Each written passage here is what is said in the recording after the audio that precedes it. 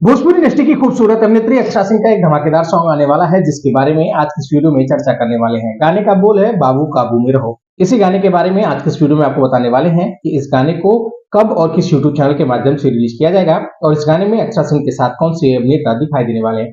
इन सभी के बारे में आज की इस वीडियो में आपको बताएंगे। वीडियो काफी इंटरेस्टिंग होने वाला है, वीडियो को शुरू से लेकर अंत तक जरूर देखिएगा। वीडियो पसंद आए तो प्लीज इसे लाइक और अपने दोस्तों के साथ शेयर जरूर करिएगा। चलिए बात कर लेते हैं अक्षरा सिंह के आने वाले अपकमिंग सॉन्ग के बारे में। नमस्कार दोस्तों, मेरा नाम है राजीव पांडे और आप देख रहे हैं भोजपुरी प्लेनेट। भोजपुरी इंडस्ट्री में अक्षरा सिंह अपने चाहने वालों के लिए एक से बढ़कर एक धमाकेदार गाने लेकर आती रहती हैं और इसी कड़ी में अक्षरा सिंह का एक और धमाकेदार लोकगीत सॉन्ग आने वाला है।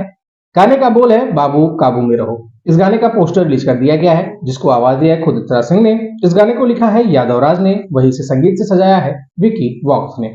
इस गाने का पोस्टर रिलीज करने के बाद अब इस गाने के रिलीज डेट के बारे में आपको बताने वाले हैं, लेकिन उससे पहले इस गाने का पोस्टर आप अपनी स्क्रीन पर देख सकते हैं।